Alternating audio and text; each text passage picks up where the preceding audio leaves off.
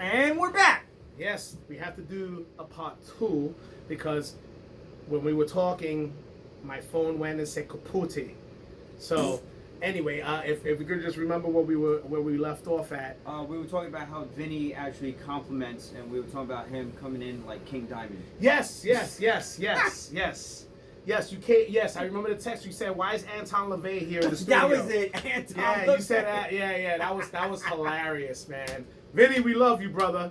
Don't change for shit. Nope. I love it. Yeah, I love it, man. He at least he's true to himself, man. I love that shit, man. Absolutely. But yeah, man, it's just been nice to at least get, Vinny, you involved, and you just giving us that nice little element into the band, and I just think things has been it's just been great, man. I've enjoyed myself so much, coming to the rehearsals and getting the music together.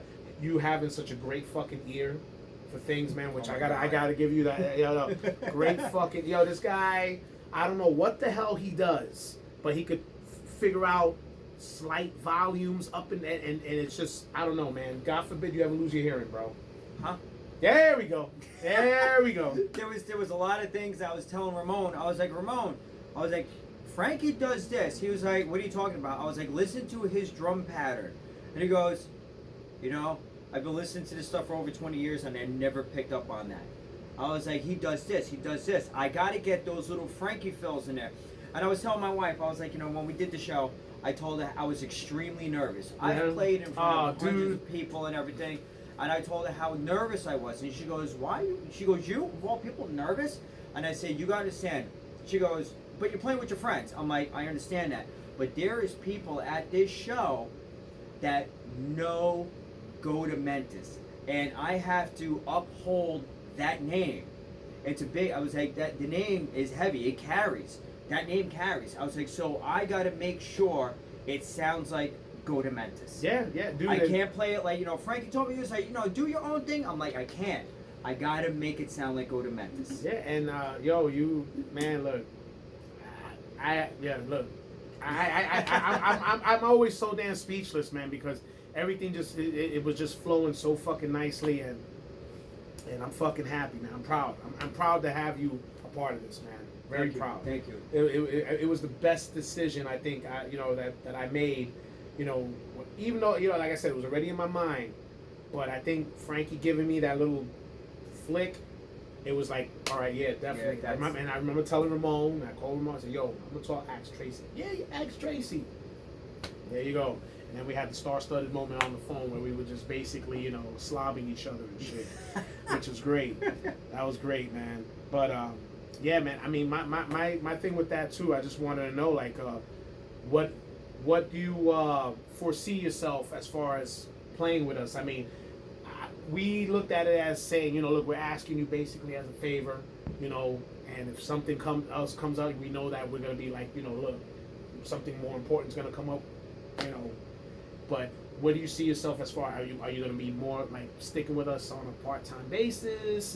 You're going to go off to do Greek things in Greece? What? I mean, Well, you make fun of that. They actually got offered to go to Greece. I remember me and you talking about that. I was like, wow. I remember okay. That's when I was like, yo, we're going to have to like take advantage of what we got with him, because if he goes flies out to Greece, it's a wrap. Yep. I look at right now, listen, man, we're all old.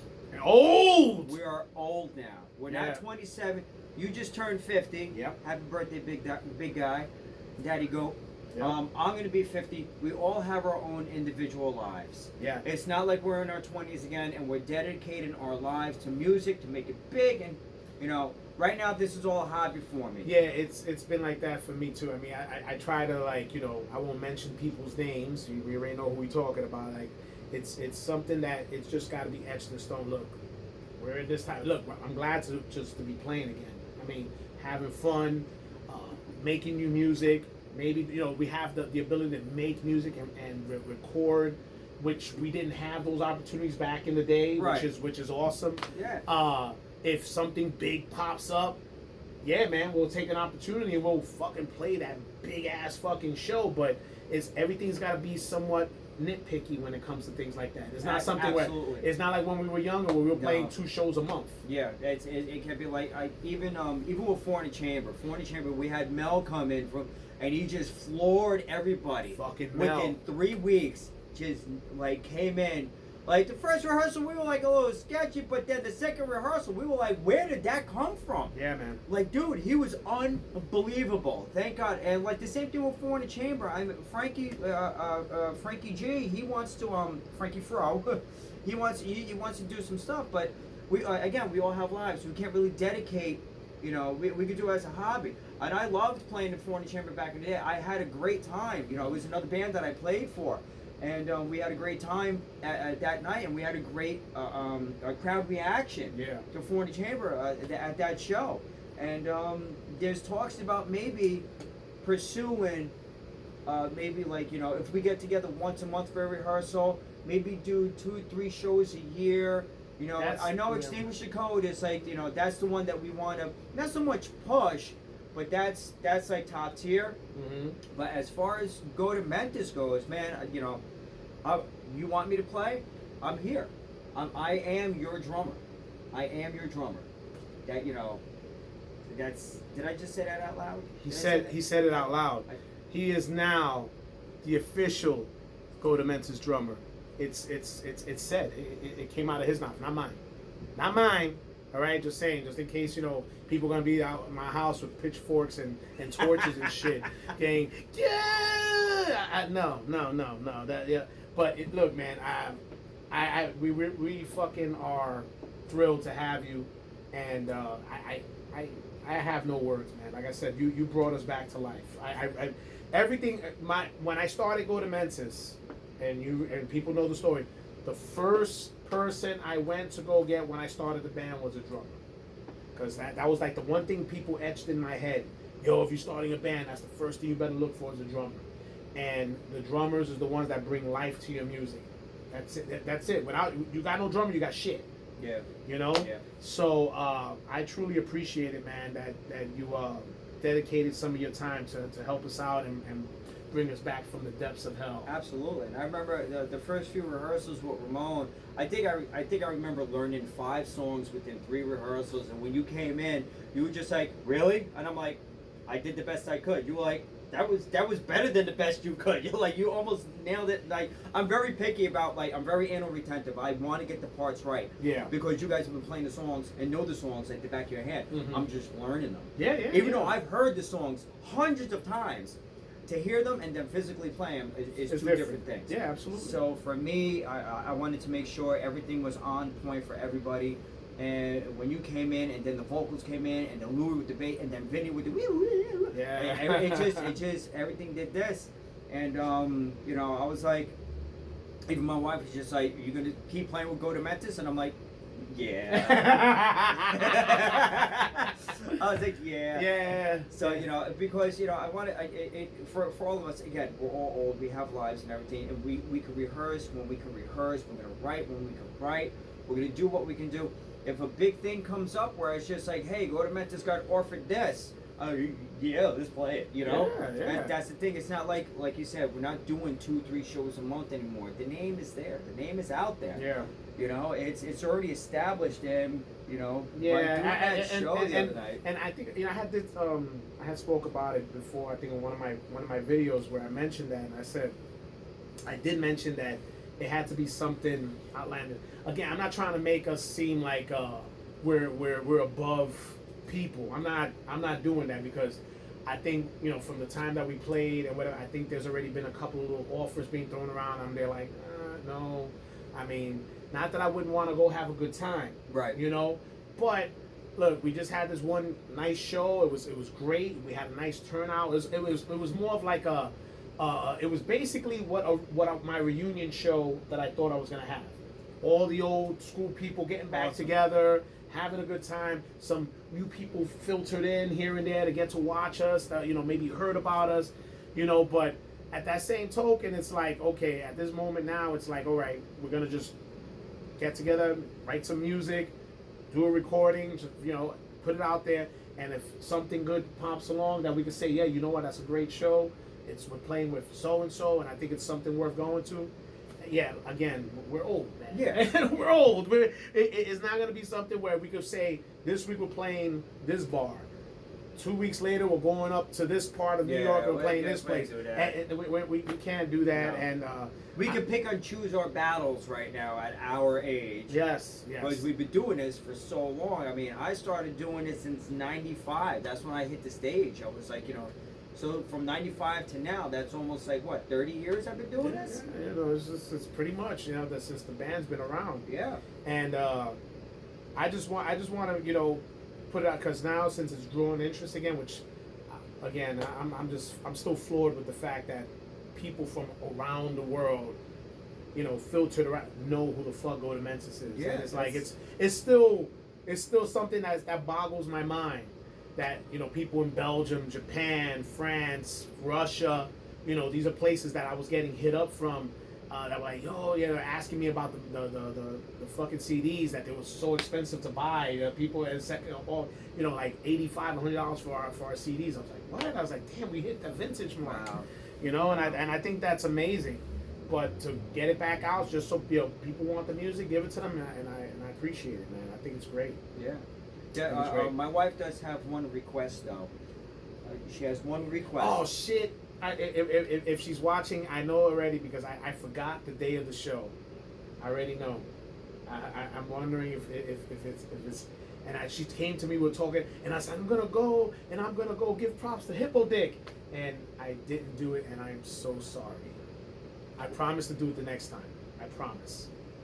Well, it wasn't even that. Oh, okay. But now that you mentioned the Hippo Dick, I showed her some footage, right? From way back in when, way back, and she goes, "Is that Barry playing bass?" And I'm like, "Uh-huh." She goes, "You got to tell me he's got to play one song on bass." Oh my God. She put you on a spot. Man. She's like, "He's got to pick up the bass." I was like, "I don't know if you could do it. I don't know if you could do it." I haven't I haven't touched the bass in 24 years. Yeah, not to say I couldn't probably fiddle with it or whatever the case may be, but to sit there and say doing a whole song, I mean, I don't know. I mean, it's just like anything else. You could probably pick it up again. Yeah, I said to her, I was like, if there was going to be a song I would want Barry to play bass on, it would be Father Hour. Because if Martin's at the show, he could just go ahead and he take could it just go ahead and take it over. Yeah. I mean, Martin. Yeah. She was just like, she goes, Hippo Dick's got to play bass. Ah, man. It's a request that's gonna be very nil, but you never know what could happen. You never know what could happen. Right now, let's have fun. Yeah. Let's do some things, man. And I'm glad. I'm more than honored and humbled that you guys approached me to fill in the very, very large shoes, man. It was like, it was a style of music that I'm used to playing, sort of, but I really had to bring my chops back. Yeah, dude. Because it was something I haven't played in a long, long time. And like, I even said this to Frankie, I was just like, I'm doing blast beats, and I don't know how to do blast beats. He goes, neither do I. That's why I cheated. And he goes, and that's why I simplified them. And then when I watched the Lowdown video, and I'm like, I see what you're doing. I can do that. And I pulled it off, and I, without fumbling amongst myself and beating myself up, that, because I don't like blast beats, but it fits the genre. And it goes with the whatever part of the music is in it. Yeah. Oh man, dude. But I'm glad I did this. It's a really great learning experience. It was great to see Ramon when I picked him up for the first rehearsal, because I hadn't seen him in almost 20 years, man. Yeah, man, the first thing I asked him, I was like, "Where the fangs? Oh, where the fangs? Where's the contacts?" And he just thought, he was like, "Wow, you remember that?" Yeah. But to see him, it was like we never lost that friendship from like being at shows. I mean, you and I always kept in contact, you know. But to see Ramon again was awesome. I was just like, it was just great. It's going into an old case and finding old stuff and bringing it back. It's awesome. I'm still in awe. I'm still in awe.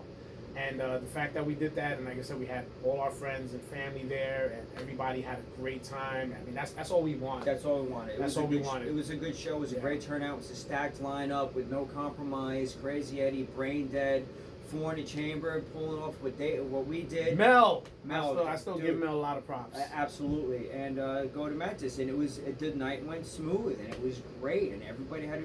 And the best part was, normally it's like when the main band's going on, like the place filters out a little bit. Yeah. Nothing filtered. The place was packed all night long. Yeah, it's nice. It was a really good I turnout. mean, just to get to that, the only place, and me, not my wife, my brother came by, and unfortunately he couldn't stay to watch our set, but he was watching some of the other band's set, and he calls me, he goes, "Yo, what happened with the pits? The pits are not the same. I remember when I used to watch you guys." And I'm like, "Yeah, you got the younger kids in there doing their thing now." And then my son Brandon mentioned the same thing, because he was like, he wanted to jump in, but he was like kind of hesitant because he said it wasn't like the way he remembered the pits used to be. And then I'm like, well, look, unfortunately, our crowd was 40s and 50s and better. None of us, those guys were gonna go jumping into pits at our age and fucking up, kneecaps and hips and shit like that. So some of the young guys were there doing their thing, and that's pretty much what you had. And so I had to explain that to my brother, and it was just explaining it had me cracking up in my head, because I said, yeah, if you just think about the people that were there. If it would have been back in our heyday, forget it. That place would have, the stage would have probably fell apart. It would have been nuts. It would have been nuts. I guarantee you, whatever show comes our way where there's going to be a decent crowd hearing Goatamentise' music for the first time. Oh yeah. People are going to go nuts. Yeah. I know with Extinguished Code, every time we play out and new people hear us, there's always violence. There's always violence. Yeah, because it's like a new drug. Yes. It's a new drug. Yeah. Absolutely. Well, I'm glad to breathe the life back into Goatamentise. I appreciate that, man. And I appreciate that. I'm here. Dude, so I mean, is there anything you want to say before we finish up part 2? The only thing I want to say is a big thank you to Frankie. Frankie, thank you for everything. Frank Lasco. And thank you for giving me the okay. And as Frankie said, I told him, I was like, it was hard learning your parts, and he was just like, they're your parts now. Do what you please with them. And I'm just going to keep to the Goatamentise style of drumming, the way Frankie did it, so that everything still sounds as Goatamentise would sound back in the 90s. And you have, bro, and you have, and we truly appreciate that, man. And now, as a family member of Goatamentise, I can now call myself Bagamentise. Yeah! Bagamentise! He is Bagamentise. Barry Mentis, Bagamentise. We're just a Mentis kind of family. All right? But, thanks a lot, man. I really appreciate this, brother. Really do, man. Love you. Love you too, man. All right? And this is Tracy, drummer for Goatamentise. Absolutely. All right? This is Barry, That Goat Metal Show. Please, everybody, thanks again for looking out and checking this shit out. Part 1, Part 2. And we'll see you on the next one. All right? Take care, guys. It's Barry, That Goat Metal Show. Stay brutal. Deuces.